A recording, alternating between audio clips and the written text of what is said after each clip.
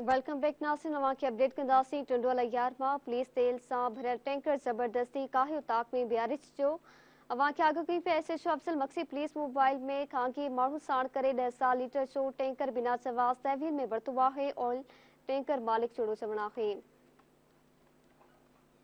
तेल कानूनी आहे। पुलिसूं आला इख्तियारूं एसएचओ जी ज्यादती जो नोटिस वरतो वने। ऑयल टैंकर मालिक की अपील आहे। खबर अवां से शेयर कई पिया टंडोला यार खां पुलिस तेल सां भरियल टैंकर जबरदस्ती कायो ताक में बियारे छो। SHO Afzal Maksi police mobile में खांगी माण्हू साण करे 10 लीटर जो टैंकर बिना चवास तहवील में वरतो। ऑयल टैंकर मालिक जो चवण आहे त तेल कानूनी आहे। पुलिसूं आला इख्तियारूं एसएचओ जी ज्यादती जो नोटिस वरतो वने। ऑयल टैंकर मालिक की अपील आहे। खबर अवां से शेयर कई पिया टंडोला यार खां पुलिस तेल सां भरियल टैंकर जबरदस्ती कायो ताक में बियारे छो। SHO Afzal Maksi police mobile में खांगी माण्हू साण करे 10 लीटर जो टैंकर बिना चवास तहवील में वरतो आहे। ऑयल टैंकर मालिक जो चवण आहे त तेल कानूनी आहे। पुलिसूं आला इख्तियारूं एसएचओ जी ज्यादती जो नोटिस वरतो वने।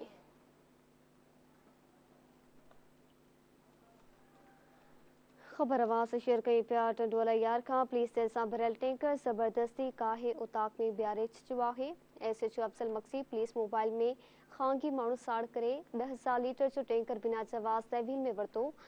ऑयल टैंकर मालिक जो चवण आहे त तेल कानूनी आहे। पुलिसूं आला इख्तियारूं एसएचओ जी ज्यादती जो नोटिस वठन। ऑयल टैंकर जे मालिक की अपील आहे।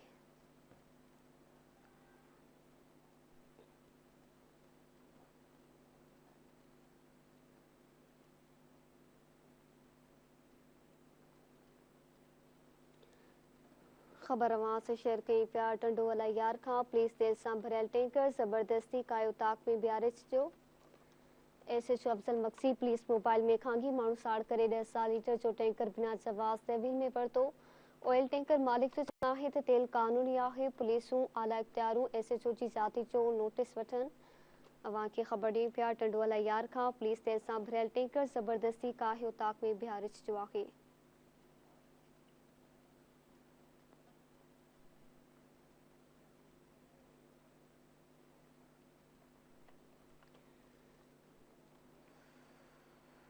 तफ़सील मालूम कंदासीं टंडोला यार खां जीएम पिताफी खां। जी जीएम पिताफी छा अपडेट्स आहिनि?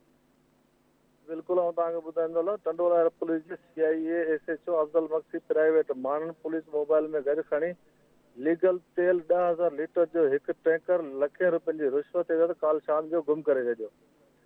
तेल टैंकर जे मालिक गुलाम मुस्तफ़ा डायरी मीडिया सां ॻाल्हाईंदे चयो त जॾहिं काल शाम जो तेल टैंकर सां टंडोला में भरण पहुचण खां पोइ ओचितो राब्तो कटिजी वियो त असां तेल सां भरियल टैंकर में लॻल टैंकर जी मदद सां टंडोला एयरवे जो टालपुर स्टाफ ॻोठ कलंदर टालपुर पहुतासीं त हिकु ओताक ते हिकु हमरा नाले शबीर टालपुर मिलियो जंहिं ॿुधायो त असां वटि काल शाम जो टंडोला एयर पुलिस जे एसएचओ अफजल मक्सी तेल जो भरियल टैंकर बिहारे वियो आहे।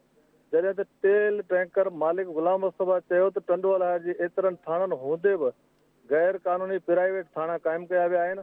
असां काल वॾो परेशान थी अॼु सुबुह जो धरती टीवी न्यूज़ जी टीम सां गॾिजी हिते पहुतासीं त धरती टीवी जी टीम खे पुण एसएचओ अफजल मक्सी कवरेज खां रोकण लाइ कैमरा फुरण ऐं ॻरा नतीजा भोगण जूं धमकियूं ॾेई धरती टीवी जे नुमाइंदनि खे धमकियूं ॾिनियूं हुयूं।